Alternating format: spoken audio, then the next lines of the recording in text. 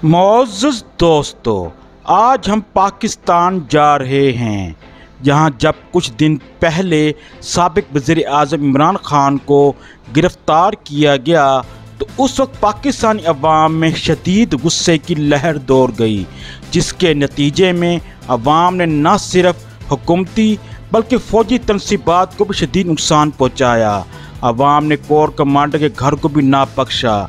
फ़ौजी तनसीबात पर इस तरह का हमला पाकिस्तान की 75 साल तारीख में पहले कभी किसी ने नहीं देखा। आखिर हुकूमत इमरान खान को गिरफ़्तार क्यों करना चाहती है और गिरफ़्तारी के बाद इमरान खान को क्यों रहा करना पड़ा, आप सब कुछ इस वीडियो में जान सकेंगे। मैं हूं खुर्रम शहजाद और आप देख रहे हैं सिटीजन टूरिस्ट टीवी। जिन दोस्तों ने अभी तक मेरा ये चैनल सब्सक्राइब नहीं किया वो सब्सक्राइब कर दें ताकि मेरी हर आने वाली वीडियो आपको बर वक्त मिल सके। मुअज़्ज़ज़ दोस्तों, इस वक्त इमरान खान पर 150 से ज़्यादा मुकदमात बन चुके हैं।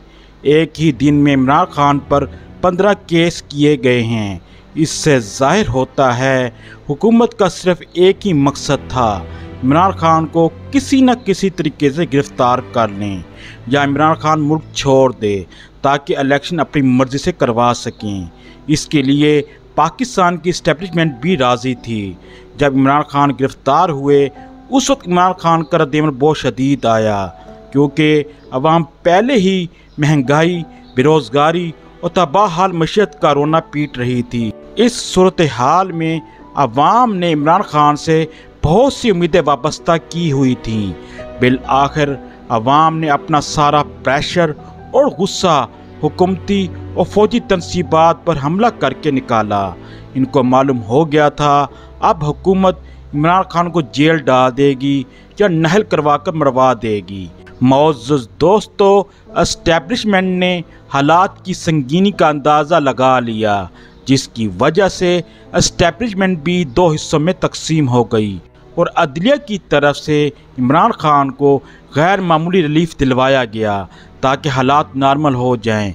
और अगर एस्टेब्लिशमेंट ने रिलीफ नहीं दिलवाया तो फिर पाक फ़ौज के ISPR के मुताबिक इमरान खान पर जो तनकीद की गई, इसके मुताबिक इमरान खान को रिलीफ नहीं मिलना चाहिए था।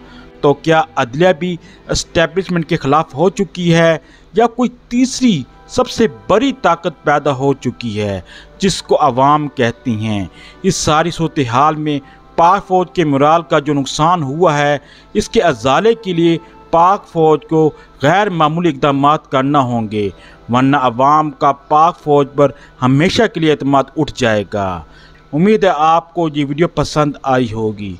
आपका वीडियो देखने का बहुत शुक्रिया। जिन दोस्तों ने अभी तक मेरा ये चैनल सब्सक्राइब नहीं किया वो सब्सक्राइब कर दें ताकि मेरी हर आने वाली वीडियो आपको बर वक्त मिल सके।